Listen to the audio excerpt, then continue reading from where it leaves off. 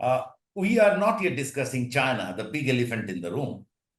It is the Russia-China alignment that changed the context of Ukraine-Russia conflict. Now, as we know that Donald Trump wants to keep them divided and target China alone. But as we discussed also that the Democrats have a ideological issue with Russia.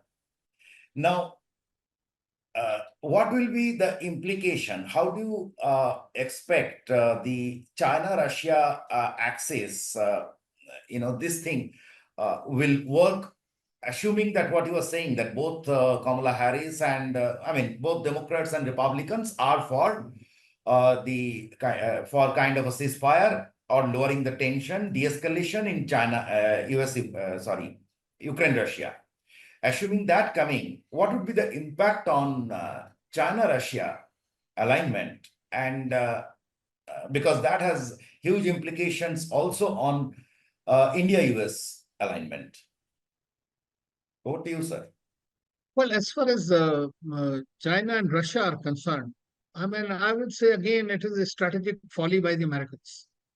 Russians have been wanting very close to, they align themselves more with Europe. They want to be more close to the West. This has been there initially forever, culturally. They're far more closer to them, but they have a Eurasian identity. So now they're focusing more on Asia because being snubbed by the Russians, by the Americans, and threatening their security, obviously there's no other option for them. So Russia, obviously, in its strategic calculus, it looks at China as a counterweight to USA, because that is the US's biggest problem going to be and is today, is China, not Russia so much. But combined, that's a lethal mix. And they have somehow engineered it themselves. And that's the biggest irony of it all. So it needs it. But at the same time, those of us who know Russia, one thing I want to tell you, very often people talk about what about India, Russia, and India, China, and this, that. I feel, and my understanding is, that Russia needs China to counter the West under the current circumstances. Or going forward as the world turns into not a multipolar world in geopolitical sense, but a Cold War 2.0 kind of scenario. Maybe geoeconomically that will be a multipolar world. But Russia needs India to counter China, whether in the regional formats, in bilateral format, or otherwise. So therefore, exactly the same situation which United States looks at India as a partner against the Chinese expansionism or hegemonism. So among all these hegemons, India has to play a part which is credible and which is what it's trying to do to achieve peace, to work on peace. Now, you see, Trump was there, we know that. He tried his hard, but the deep state in the United States is far too strong. Putin himself had told Clinton that I want to be part of NATO. Who are you against? Let us be part of. NATO and Russia had a mechanism working together in Brussels, which has been suspended since then. It was a part of the G7 plus one, and they just dumped them after the 2014 thing that happened, Crimea.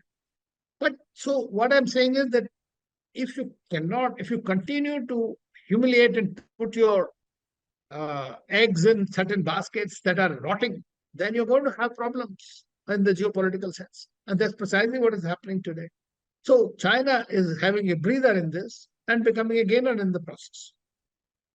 Instead of putting pressure on China on this side, that's what India also feels, that Indo-Pacific was your main theater, and you created this one, a new theater in Europe, which was unanticipated by anybody. So this is, I think they will realize eventually, unless, of course, this is their game, that keep, not dousing, but like kind of, creating new fires everywhere so that your military-industrial complex continued to gain.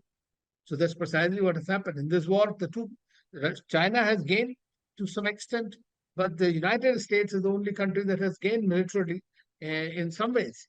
For example, its military-industrial complex today is flushed with new orders, all kinds of orders. Yeah. Rest, everybody is suffering.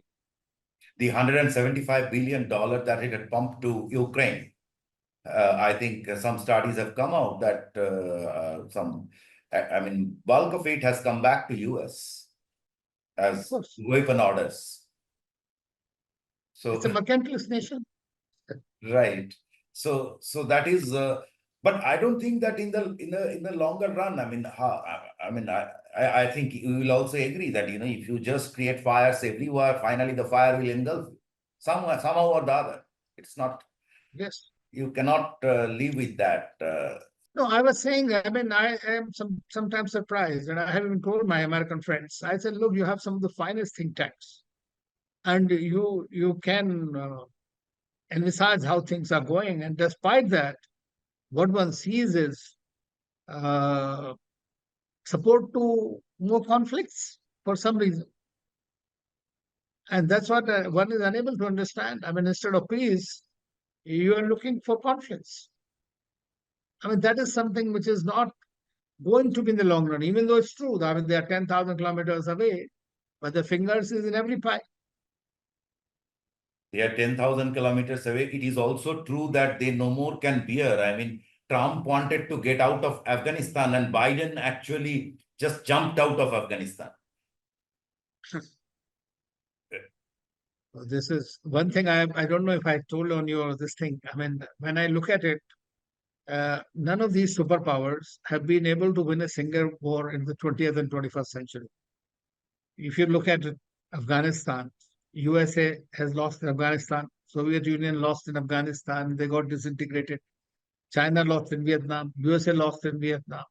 So Iraq and Libya and Afghanistan cannot be seen to be victories in any way for them.